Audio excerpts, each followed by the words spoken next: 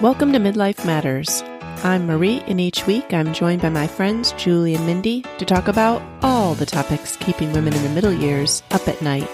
Today we're talking about volunteering and serving others. Join us as we share our experiences and suggest ways we'd like to incorporate more service in the future. Let's get started.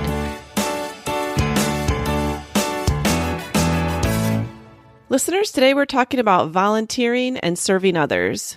This is an area I've found myself moving in and out of over the years, depending on certain seasons or time constraints. But now again in midlife, because, my life has kind of changed, I find myself re-looking at this area. And Mindy's recently had a volunteer opportunity that she's going to share with us a little bit later, but it kind of got us all thinking like maybe this would be a good topic. There might be other people that are kind of pondering this idea. Yeah, Mindy, thanks for bringing this topic up. I think it's given me a lot to think about, and it's been pretty convicting. And I also like that we're going to talk about, ways that people have served us or volunteered in some way that blessed us too. So I think even that is part of the conversation. It's very telling though. And I'm convicted myself, Julie, even though I brought up the topic. So I'm right here in this with you. Yes. Well, and for listeners who might get scared off with the thought of just volunteering in some huge organization, I think we're going to get down to like just ways you can serve people, I don't know, at the grocery store on a daily basis too. I think this topic is going to include all that. Yes. The first thing that I thought of when thinking about this topic was kind of a play on words. I love that movie, It's a Wonderful Life, at Christmas time.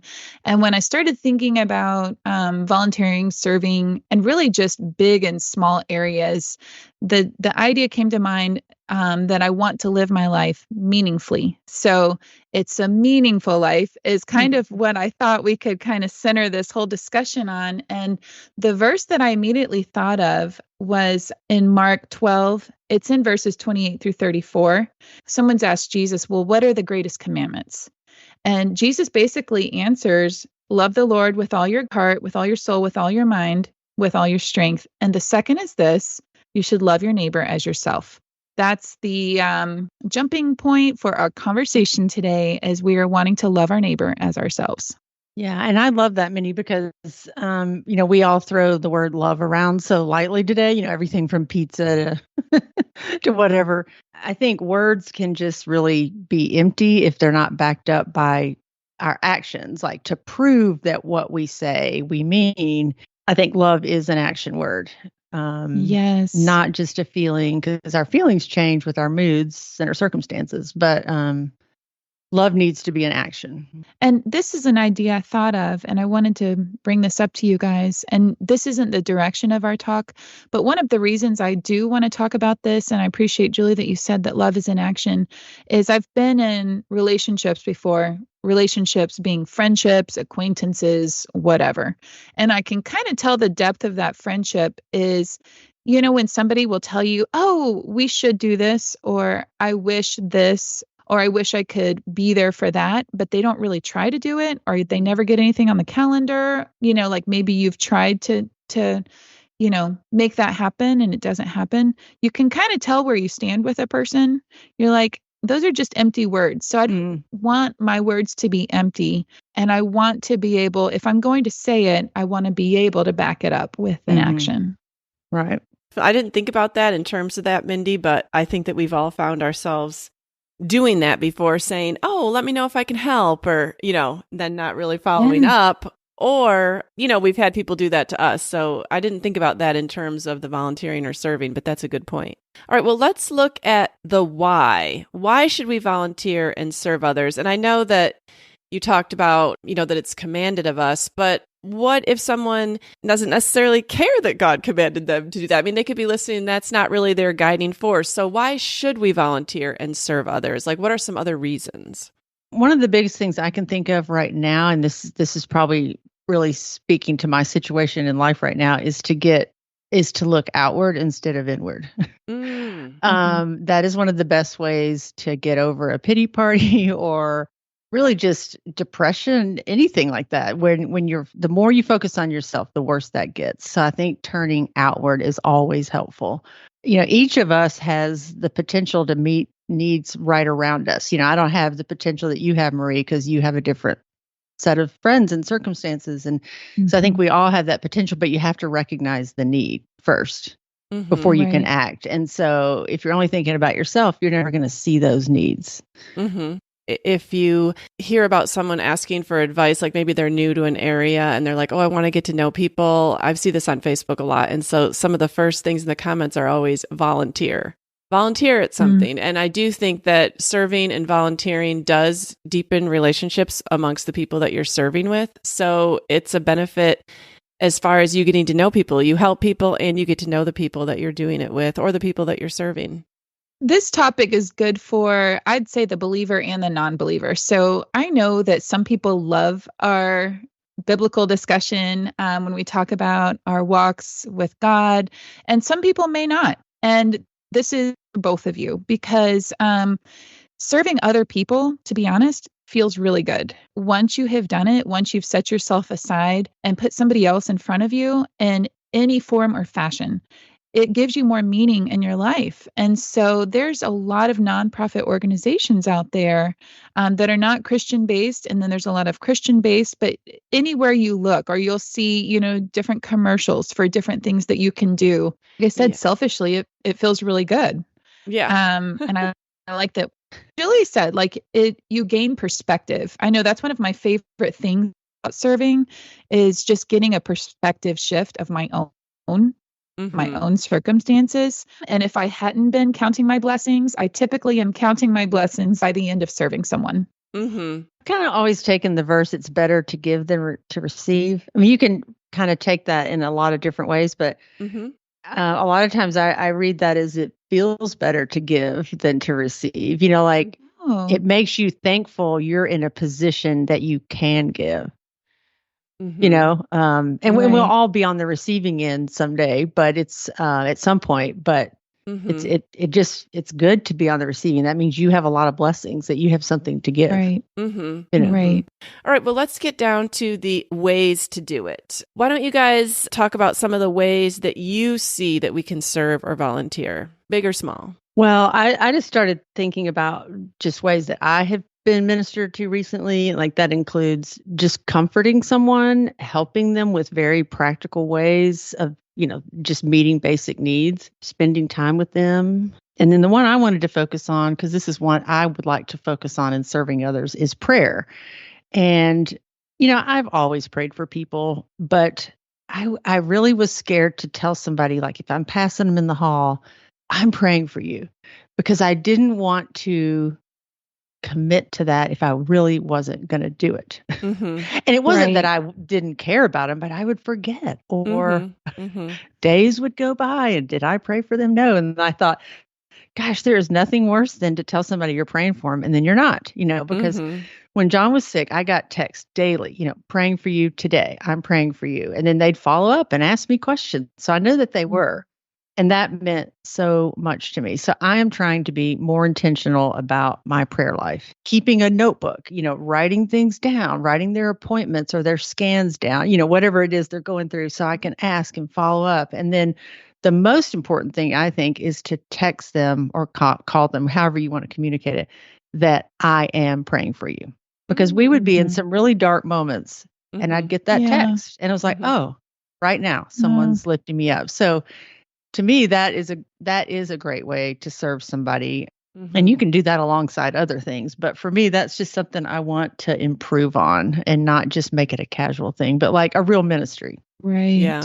Yeah. I almost don't like the praying hands emoji because I feel like it just throws praying out there so casually. And I don't like to, I'm like you, Julie. I don't like to tell someone that I'm going to pray about something unless I am going to pray right then about it. The prayer emoji's like the heart emoji, like love. Like, well, what's your action? It's like, I just want to make sure it's really backed up by the action. Right. Yeah. I do have a friend that does this well. She has an app, and I'm going to have to get back to you on what the app is called, but it helps her remember to pray for her people because she actually writes it down in the app and then she does follow up because it reminds her to do that. That's good. Yeah. I do truly love that. And I appreciate that you both have brought that up because we don't want to be casual in prayer. It really is the place, God is the only one that can truly help circumstances in all of our lives. I did think of some other ways that we could serve, ways that I have been served in the past, but also ways that I'm able to serve now. Food is always good, no matter the occasion. A new mom with a baby, which thankfully I was really blessed through the years that for myself, from friends. It meets such a need to provide a meal for someone, or for someone to provide a meal for you. Doing somebody's yard work if they have a physical limitation. Mm-hmm. Single moms sometimes need help with this. Also, older adults, and so that's another way. Babysitting, keeping an eye on kids. Excellent idea because not everybody has a good community of support. Cards with words of encouragement is a way we can excite each other. The church usually has a list things that you could choose from to serve, and I know that we have been through the years too. Just if you want to hold babies, or you want to help in children's church, be a Sunday school teacher. I know our church is doing Night to Shine, which is the special needs prom that Tim Tebow Foundation puts on once a year. There's a plethora of opportunities through your local churches. And then there's a lot of community places to be able to serve. Hospitals. I know that we have a very active volunteer program here with our hospice care at the hospital. Schools are always looking for volunteers. And then really just in everything, nonprofits, there's a million ways. I know I have a friend that loves working at the animal shelter. That's really not my gift set, but it's hers. So Yeah, just a number of ways. Like just looking in your neighborhood, like my mom before she moved has one neighbor who would take the trash cans down to the street on trash night for like 10 neighbors, and bring them back up on her morning walk. Like on her evening walk, she rolled them down. On her morning walk, she pulled them back up. Like that's just such a simple thing. Right. Or, I know these are elderly people because they have newspapers, but she would also bring their newspaper up to the front doorstep. And that's such a simple thing. Right. Yeah. Right.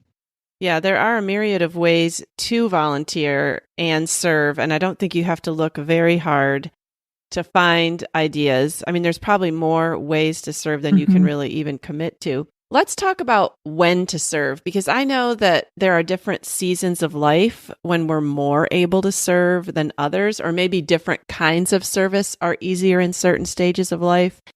I found it easier to serve when I could pair it with the things that my kids were already doing. If you're a young mom, you're going to be called to serve with kid activities. It's going to be VBS, it's going to be nursery, it's going to be whatever. And that's just kind of be what you have to do. As your kids move into, elementary school, then you have a lot of opportunities to serve in the school district. So, you have room mom and you have parent helpers and chaperoning field trips. And, then your kids might get to be a little bit older and you have opportunities to serve their sports teams or whatever they're involved in. I think like when we are raising kids, our service kind of goes along with whatever they happen to be doing at the time. And now I'm in midlife and it's like, well, I could pick. And that's kind of a new feeling and kind of weird. Like, well, what would I enjoy picking? Yeah, I think when you have kids, it's like I don't know, I think this is the right word, like conscripted, like you are going to volunteer because they're going to ask you, But now it's like, nobody's really coming to me and asking, will you do this? You get the freedom to choose. And, as an empty nester, you just have fewer demands and expectations on you. So you are freer to meet some of those needs. Like I probably took more meals to people when I had little kids than I have ever done recently. And that was really hard because you had to double or triple what you were cooking that night to have enough for your family and theirs, Whereas now that would be so easy, to do. Yeah. I just know fewer people that need meals right now, like, less people having babies that I know and that kind of thing. So I think you just kind of have to recognize the season you're in and then adjust, just coming out of the season I'm in, have been in the last 3 years, has made me more sensitive and hopefully empathetic. And and aware of those kind of needs, Right.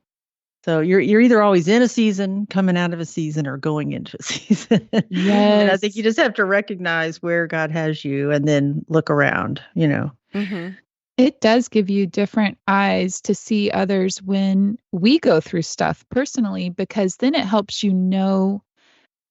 possibly what's needed. If you see someone going through the same set of circumstances, not assuming that it's exactly the same, but also just being maybe more aware of some other ways that you could serve that person. Like you both, I had all the kid years with all the kid activities. And Maria, I love that you said the words, now I get to choose, because I would have chosen 20 years ago to serve at the Crisis Pregnancy Center. I was not able to serve 20 years ago at the Crisis Pregnancy Center because I was raising children and there wasn't space for it. And so it had been on my heart, but I couldn't do it. So now that I'm in midlife, being able to choose that feels really, really good. But I do feel like the options are endless now. Yeah.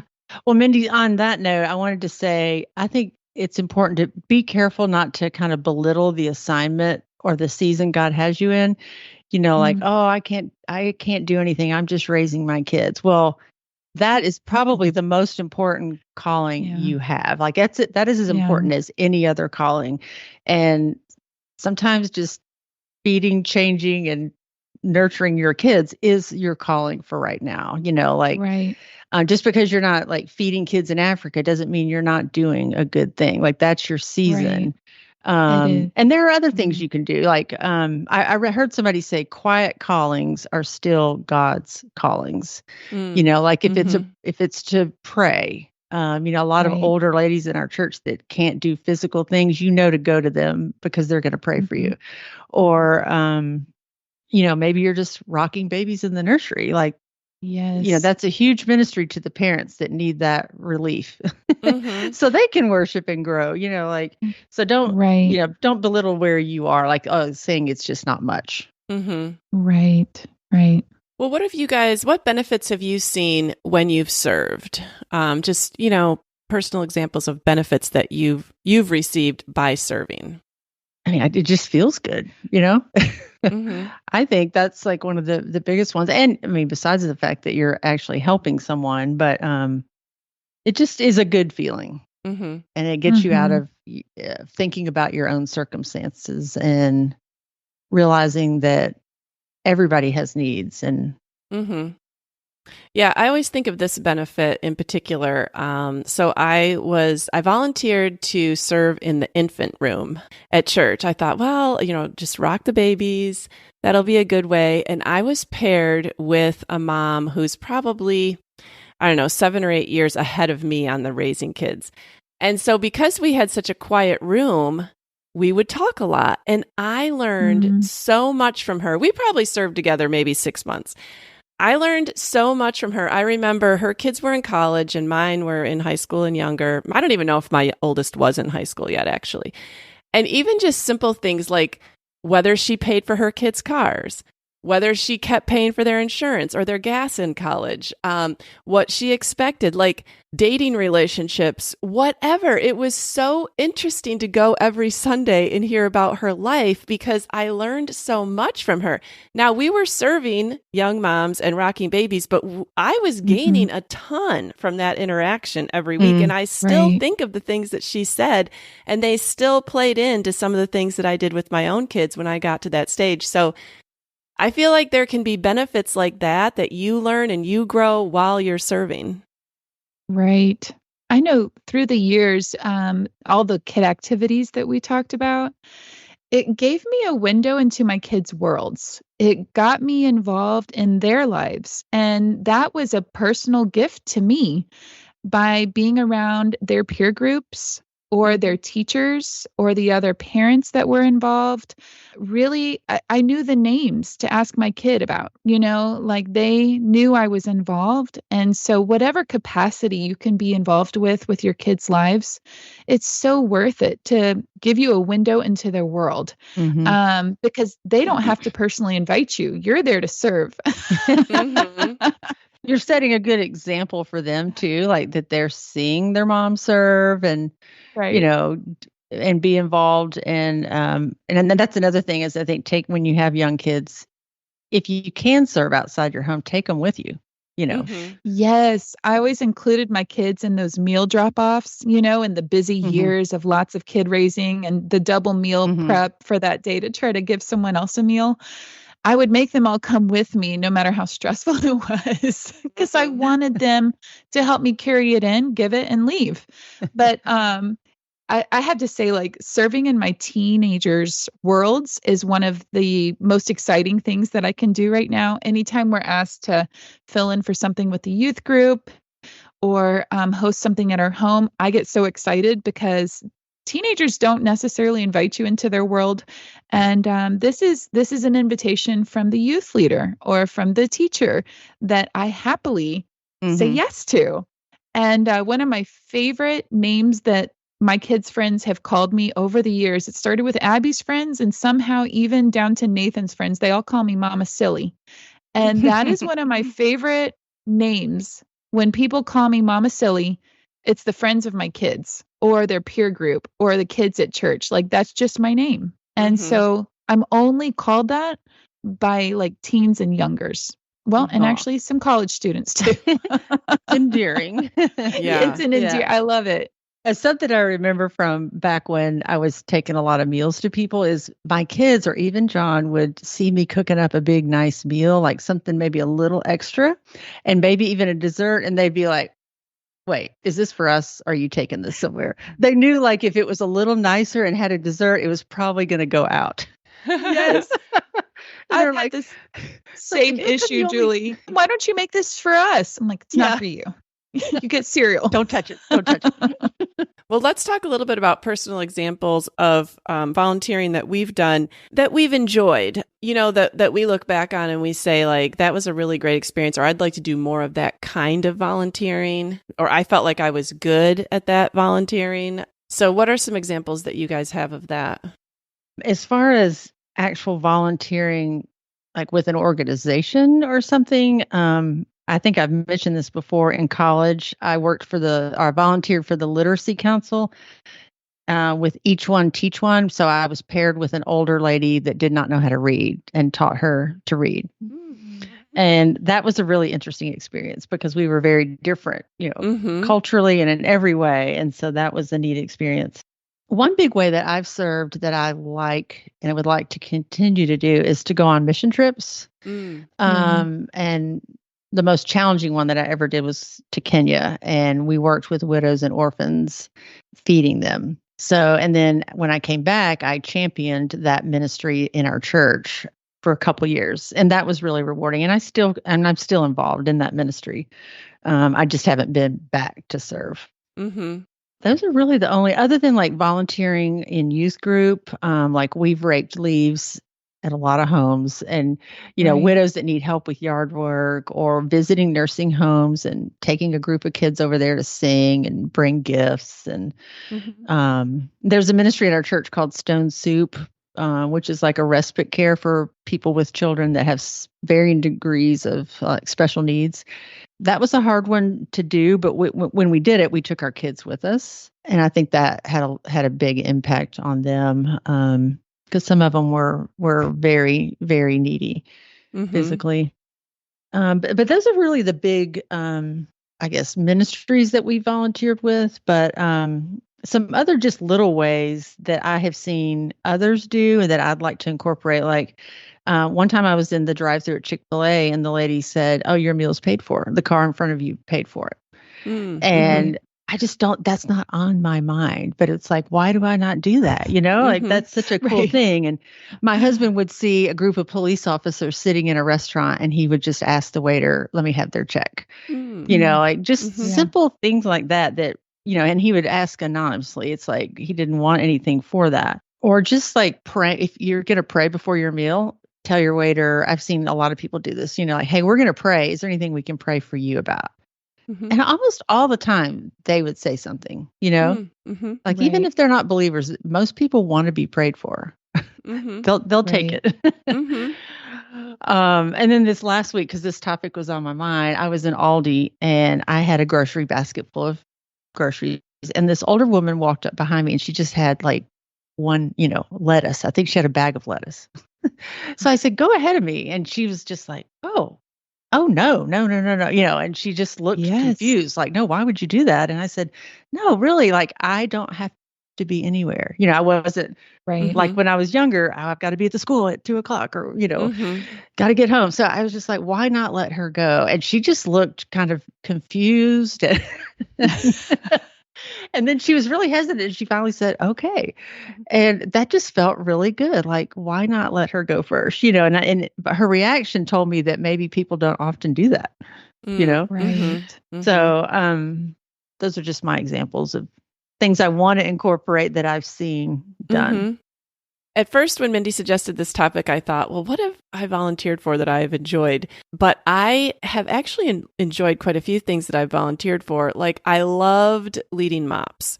So that was Mothers of Preschoolers. Our church asked me to head up kind of like our local chapter of that. And that was really fun, like to find different people on the committee to fill the different spots and think about what speakers we were going to have and just see the women walk in on Thursday. Was it on Tuesdays or Thursdays? I don't remember, but just see them so happy to drop off their kids and then have an hour and a half or 2 hours to themselves and to hear a speaker and have something to eat and do a craft and have a discussion. And like, I really enjoyed that. I really enjoyed being the volunteer librarian at our church, at one church we were at. That was just really fun. I love books. I loved ordering the books. I loved finding out what other people like to read and then recommending things. Like, that was just a really fun thing. I think sometimes we don't even consider it, or I don't consider it volunteering or serving if we enjoy it. But it's okay to enjoy your service. Like, that's okay to enjoy it. We used to have a lot of small groups in our home, especially when we were having little kids, and it would be an easy way for us to get together with other people and do Bible studies because you could put your kids to bed. And leading small groups in our home was a way to volunteer and serve, but I really enjoyed that during that time period. I went on a mission trip with my daughter when she was in high school. I'd never been on a mission trip before, and they were going to Honduras, and I didn't really want her to go alone, I guess. Like, I was a little afraid to send her, so I thought, okay, well, I'll chaperone. Oh my goodness, it was such an awesome experience. I really enjoyed that. We enjoyed serving. And I, like you said, Mindy, I enjoyed the teens that went. Like, I still think about them, and now to see them get married and become adults and then think about what they did on that trip, like, it's kind of funny to me. But that was a really great experience, and we really enjoyed doing that. I think what I most enjoy is working with adults in service.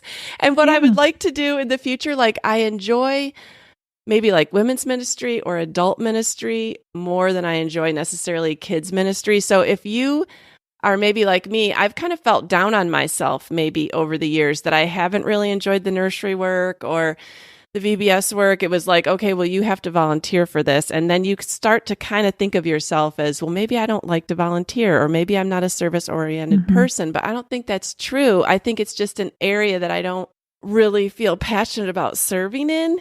And I love that some people do. Like, I totally see the need for that. And I'm so thankful even for you, Julie, who was willing to lead a teen Sunday school class that my girls benefited from for years. Like, we need that. But I don't feel like it's my own gifting. Right. And so I think we can look at what other people do and say, oh, well, I don't really find that to be enjoyable. So maybe I'm just not good at serving, or I don't have the right kind of heart. I think we all do. We just have to find that thing that doesn't even feel like serving. Like, we want to do it. Right. Yeah. That's I think we tend way. to compare ourselves to other people. We know we do. As we get older, like, compare our callings, and each one is unique, and God's gifted us all in different ways. So we need to be okay with that. Part of my joy of having kids that have gotten older is, Marie, like you, I haven't come full circle and want to go serve again, even in babies yet. I haven't had a baby in years, but that's just really not my passion. Like children's church and nursery. And I don't know. I want to be more with teenagers. I love college students right now. I absolutely love young adults. And then I love adults. And so I love this time of my life where I do get to choose the things that I want to be a part of, because I think that you should enjoy. I think everyone has a gifting. If God has called you, or you feel really strongly that you need to help in some circumstance, sometimes you just say yes and you do it. And it's not something you enjoy, but you do it because you love that person. Mm-hmm. Other times you have the gift of being able to kind of step back and say, well, what would I enjoy to do? How can I meet needs with the things that I enjoy? And when you can couple that together with service, then that really is a beautiful place to be. The first place that I enjoy doing that is at the hospital. When Bryce got into hospital administration over 20 years ago, actually over 25 years ago, I knew that one day I would want to be part of his career inside the hospitals. How could I do that with kids? Well, I couldn't. So I now am able to go do that. And all that looks like is I help decorate for Christmas. Uh-huh. I'm able to go inside the hospital, see the people that he works with. If they have a pumpkin carving contest, I was asked to be a judge at the hospital. Like these things that, I have time now to be in his life at his work. So that's a lot of fun. Another thing that I have mentioned before, I'll go ahead and talk about it now, is being able to serve at the Crisis Pregnancy Center in town. I mentioned that over 20 years ago, this was something that I wanted to be able to serve in. It wasn't the right season. So when we moved here 2 years ago, it was the first thing on my mind that I wanted to be able to serve at the local Crisis Pregnancy Center. But even in the transition of moving, it took 2 years before I could really commit to that. So I can't tell you how excited I was when I finally got to go to the training. And I was like, yes, now is the time. Now I have the opportunity, and now I get to serve in this capacity. And so that's what I do every Thursday. I give 4 hours every week at the Crisis Pregnancy Center. And I feel like I'm living the dream, even though it's a service. Mm-hmm. Mm-hmm. I think that is so wonderful. Like, I see the bright light on your face when you talk about that, and I know you really enjoy it. And I think that is such a beautiful pairing when we have a skill and a passion, and then we can pair that with serving. It just feels more effortless and like you're in the place that God's called you to be. Yes. Well, let's talk about some ways that we would like to serve in the future. What would be something that you feel like you would like to add in, or that you would be passionate, or maybe that you've thought about doing for a long time and maybe it hasn't quite been the season, but you're hoping that you'll get to that season? One of the things that I was thinking about was when we moved to this neighborhood, they build a Habitat for Humanity. And so I was moving in when I saw that advertised, and someone mentioned, oh, you might enjoy volunteering. But I just, at that point, was trying to get settled and didn't really have the Saturdays that I could set aside for that. But I definitely would like to get involved with that when they build one next year. I'm thinking that it might be a yearly thing. Mm-hmm. And so I would like to do that in the neighborhood. Another thing they have in the neighborhood is a newcomers welcoming committee. And I know that I'm a little bit too new to probably be a part of that, but I would like to be a part of that at some point. I've noticed about myself, like in churches or schools or wherever, I just have a real empathy for people that are new to something.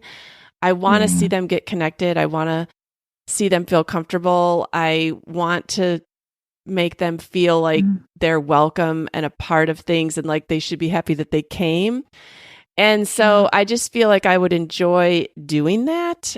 And another thing that I was thinking about, and I don't know if it is a service, but I wish it was a service. So Julie, I enjoyed helping you move so much. Like, that was not even service. I love helping Julie stage her house, helping her pack, helping her move in, all that kind of stuff. I absolutely adore doing that. That's not work for me. That is fun. Oh, someone is asking me to help them do that?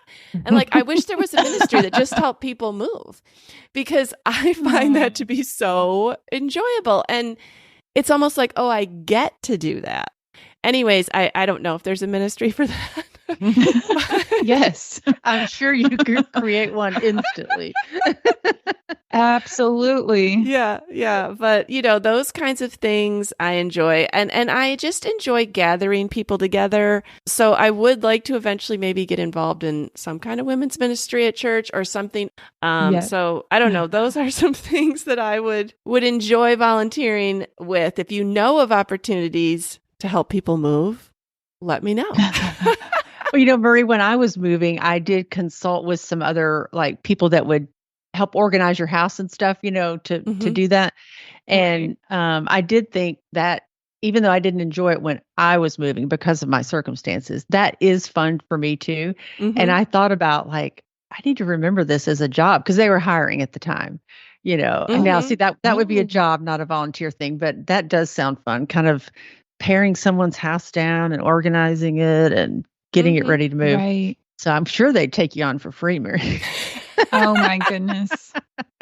But no, one of the things that I wrote down, the very first thing I wrote down was working on a Habitat for Humanity house because I saw that too when we moved in. And I just was not in a place to do it. I just like the idea of a physical job, like hands-on.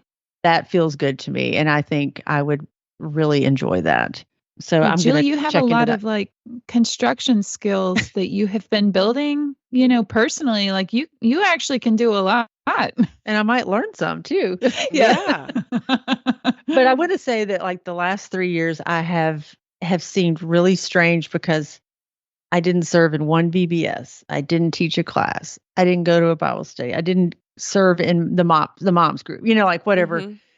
And I've had to just accept that season as this was not my time to serve. I felt really guilty. I felt like I wasn't contributing.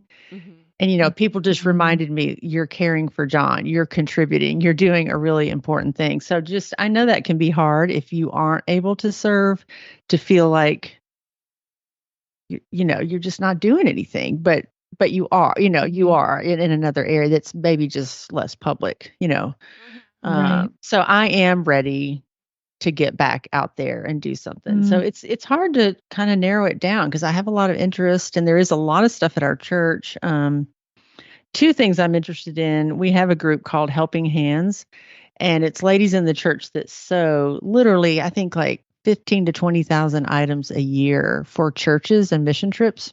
And things for babies in the hospital and dresses that go on mission trips to Kenya or Guatemala or whatever. But one of the funny things my mom sewed for that group for years, and she made washable sanitary pads. And she said, I can't even tell people my ministry. Wow. So they would sew like these little pads with 3 replacement liners that were terry cloth, and they were washable. And they sent those all over, because if you go to the third world countries, Kenya, there's no paper products, there's no trash cans. Like it's all, they don't buy stuff like that out in the bush. You know what I mean? Like it's just so. And you think about for women to have to deal with that for years. Just how horrible would that be? So that was such a neat ministry, I thought, that she did. And then we also have a new ministry called Embrace Grace to support and disciple moms with unplanned pregnancies. So a lot of them are single, and they've chosen to keep their babies. And so it's a support for the mom and the baby. It's like a 1-semester program. They kind of graduate, they go through the Bible study, and they're given a baby shower. And they have all enjoyed it so much. They're like asking, well, what's next? Like, we can't do this again. Where do we go? So they've started Embrace Life, which is now for the mom with the child, and giving them a place in the church and just helping them along in that and giving them a church family. And so that's something I'd like to be a part of more. Right. That's a really good idea. Yeah. Oh, I love hearing all of those things. The opportunities are endless. Staying with the theme of there's just different seasons for different types of service.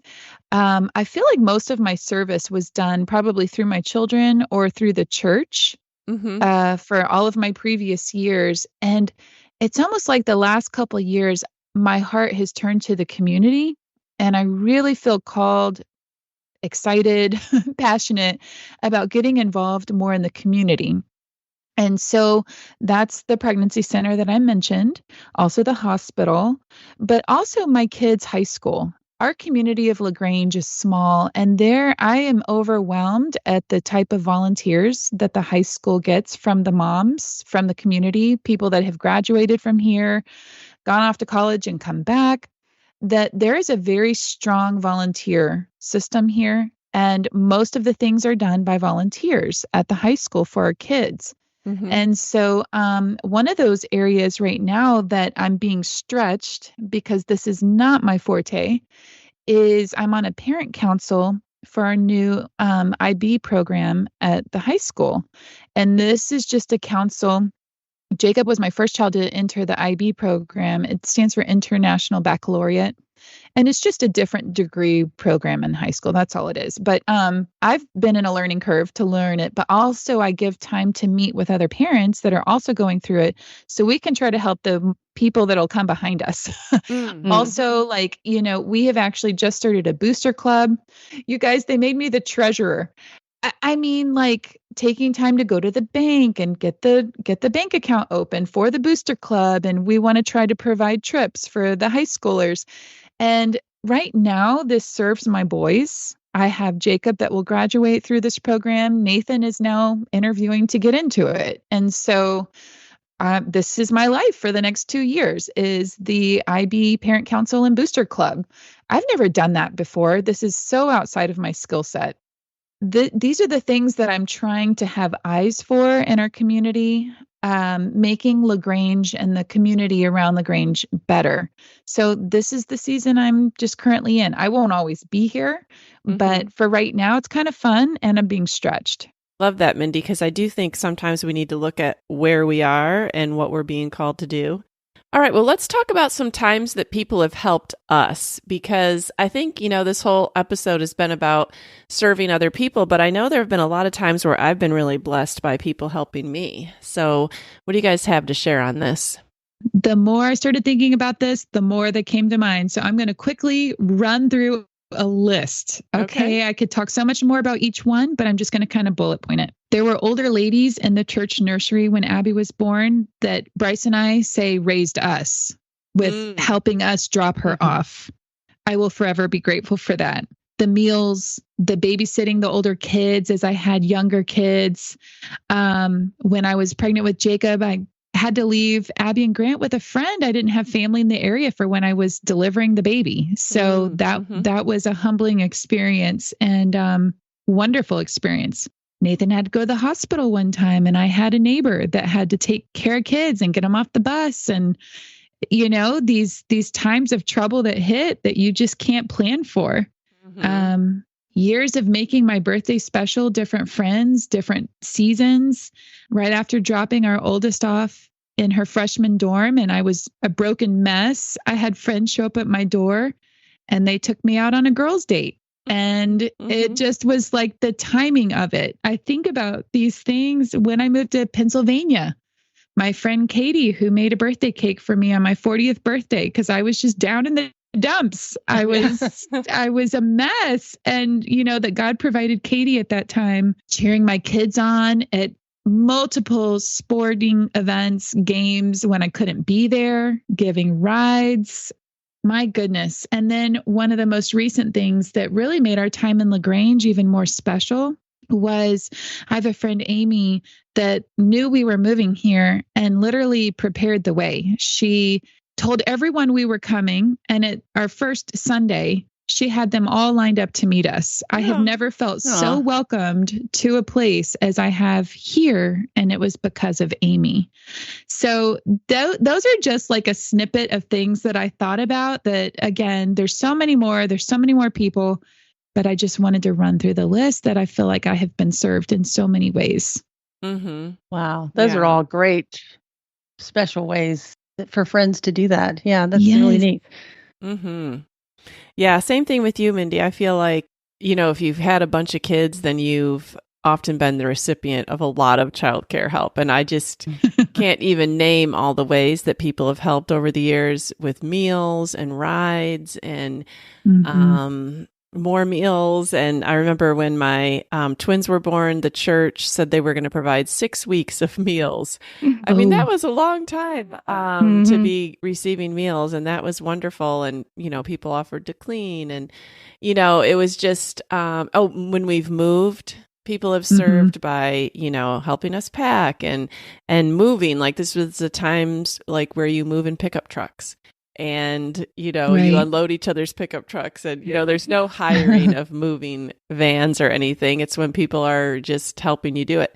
I was thinking also of when my son was in 8th grade and he had a really severe case of appendicitis and he was in the hospital for like a week and a half in Pennsylvania and then like 2 weeks down here. And all the people that helped care for kids and provide meals and pray and just do all the logistics of things like that. Somebody came over and we didn't even know until years later who it was, mowed our whole lawn, like just helped out doing things. Julie took my girls to the beach that year, or I think Steve had to leave the girls with her at the beach. And she had them, and maybe even Isaac too. I don't even remember. Like that was such a blur.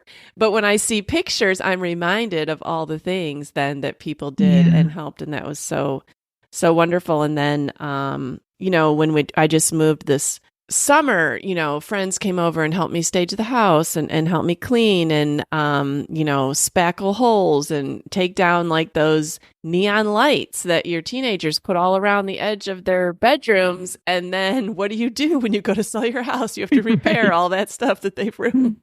Like just helping is so wonderful. And I have a friend that helped me put on the rehearsal dinner for my son when he got married and just helped me like figure out centerpieces and serve the food and like just like logistics of like how are we going to set up the room, like all that can be so helpful. So I don't know, there's a lot of different things that people have done over the years. I even thought back to when we were early married and people helped us strip wallpaper in a house we moved into. Now, nobody likes to strip wallpaper in their own house, but there's something about getting a few people together to strip it in someone else's house that makes it seem more fun.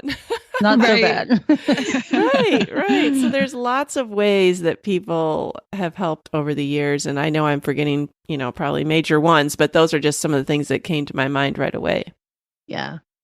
Well, like you two, I've had so many experience with new baby having, meals brought. That was so wonderful.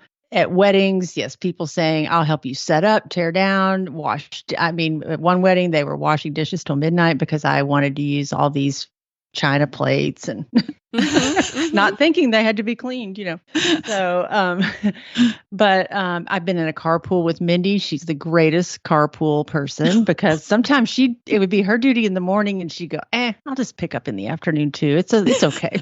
I thought Mindy has younger kids than me. How is she doing this? But David entertained them, believe me. Okay.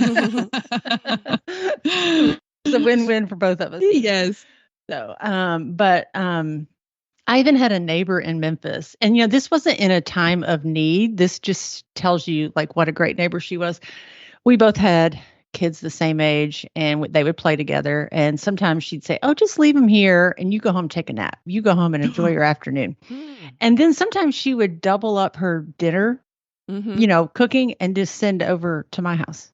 What? And she was always just dropping stuff off in the mailbox. Just, I had an extra of this, it just, she made it seem so effortless. And, she had as much going on as I did. Wow. But that always made me try to be more mindful of just doing something for somebody that, not necessarily that there was this great need. It was just a nice to right thing. But my mind goes to more recently, all the help that we experienced in the last 3 years. Friends dropped off special treats from Trader Joe's, meal deliveries, meal cards. Marie drove my mom to the doctor when my own cat bit my mom. Oh, my. I can't be two places at once. So Marie had to go to the doctor. Right. some men in our Sunday school class came and cleaned out our gutters when John first got sick, because John was so worried about the gutters, and I was going to do it. And he goes, "No, I don't want you doing it." And somebody overheard the conversation, and they came and cleaned out our gutters. I've had friends help me sell a car. Marie's husband, Steve, has helped me with financial decisions. I mean, he even went to a meeting, with my financial advisor with me so he could interpret what the guy was saying, because I was so lost at first. My trainer, I meet with her once a week or twice a week, and I don't really know her other clients, but all of her clients got together, showed up at my front door when John got sick with a Vitamix blender. I mean, just, because she had heard that I was like juicing and making smoothies for John, and just so out of the blue, so appreciated. Friends, I remember one friend in particular sitting with me at the hospital when John was diagnosed. He was having tests and procedures, and we sat in the hospital chapel. I thought, this is what these chapels are for. I've never been in a hospital chapel, but she sat with me all day. And I had one friend that just sent me a new scripture every day for about a year. And then, of course, selling our house, we had so many friends step up and stage the house, clean the house, pack the house, move it, and then reverse it all when we got here, So it's been overwhelming, all the people that stepped up and saw the need. Even my new neighbor here, that we don't know really well yet, but he would just run his lawnmower. He wouldn't stop at the line. He'd just keep coming across and mow our little, we have like a strip of grass. But he said, "No, you don't need to do that. I'll do that." Not every time, but sometimes he does. And that's just so thoughtful. Yeah. All those seemingly little things, like you think, oh, well, I'm just doing a small thing. But if so many people are doing things together, it really adds up to taking care of a lot of needs. Yeah. Well, that's wonderful.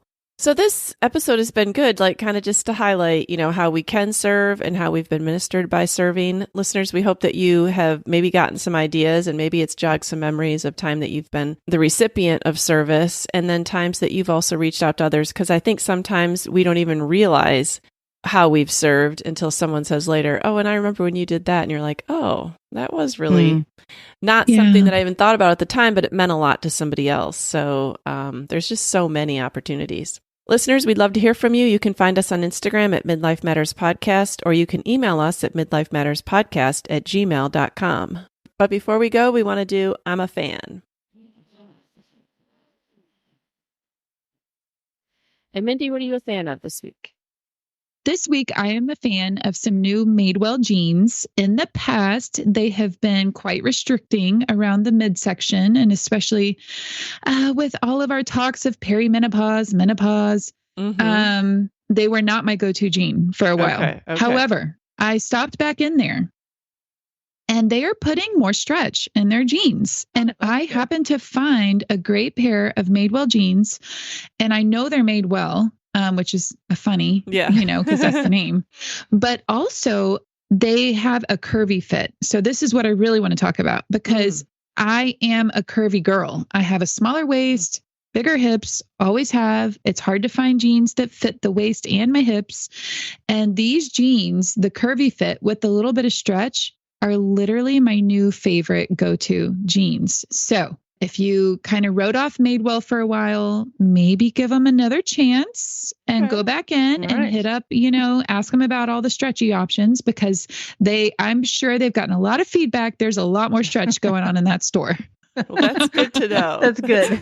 I think I went in one time and tried on just about every style they offered, and none of them were comfortable enough that I felt like I wanted to spend any money on them. So this would be good. True. Yes. All right, Julie, what are you a fan of? Well, I'll have to say that I'm a continuing fan of The Chosen. Season 4 came out. The first 3 episodes came out in the theater, and I think it only ran for 2 weeks, and I saw it this weekend. And so it's amazing. And I think they're planning on offering the rest of the season this way. So I thought it was a neat chance to kind of help support them, because I've never donated, to their funding, but the tickets were $19 and you got to see 3 episodes, and that was about 3 hours. Wow. They had a small intermission, but They said we'd love for you to be talking about the episodes, but don't give anything away. And I'll just say that there's a big kind of a shocker cliffhanger. Oh, so are they still out in theaters right now, Julie? I think it ended. But it might be in different areas. I think it changes according to where you are. So the Nashville, it's over in Nashville, I believe. Okay. But so if you miss it at the theater, I think you can still watch the first 3 though, like through their app or whatever. I didn't know if they were going to wait till they were all released. Oh, I see. Or if you can watch. I meant to check that, but I'm not really sure. But okay, well, do watch it because it's really good. And yeah. Okay. All right. I'm a fan of a book that I was on the library list for probably, I don't know, multiple months anyways. None of This Is True by Lisa Jewell. And so if you follow book lists, you've probably heard of this. And every time I would see someone post about it and they'd be like, oh my goodness, I have to talk about this book, I'd be like, no, I'm not going to read the comments because I don't want to ruin it for myself. Uh-huh. But she's a best-selling author known for her superb pacing, twisted characters, and captivating prose. And this really was like a psychological thriller. Ooh. And so basically 2 women meet on their 45th birthday at a restaurant, and they are birthday twins. But, and it has a podcast in it too, which made it so interesting. So the one woman has a podcast and the other woman gets her to do a podcast about her life. Only it turns out that later, the podcaster Alex discovers that Josie, the other woman, has left a terrible and terrifying legacy in her wake, and that Alex has become the subject of her own true crime podcast with her life and her family's lives under mortal threat. And it was just a really good, suspenseful book, and it was one of those books at the end where you're like, I don't know who to believe. And that's why the comments are interesting, because you can see other people's take on the ending, because the title is None of This Is True. So obviously you're going to have to decide something. So it was really good. I highly recommend it. I listened to the audiobook. It had multiple actors with multiple voices. It had music. It had like the podcast in it. It was like listening to like a play or something. It was really good. So None of This Is True by Lisa Jewell. All right. That sounds awesome. It was good. All right, Julie and Mindy, I'm so glad we got to talk about this, and I am going to try to be on the lookout for new ways to serve. You guys have inspired me. Yes, very inspiring. Yes, yes, this was fun. All right, well, we'll talk to you next week. All right, goodbye. Bye. We're so happy you joined us today. You can find the show notes for this episode at midlifematterspodcast.com. Also, please tell a friend about the show and help them hit the free subscribe button on their favorite podcast app. Be sure to follow us on Instagram at Midlife Matters Podcast. That's where we post pictures and stories about all the things we talk about in each episode. Thanks for listening, and we'll see you next week.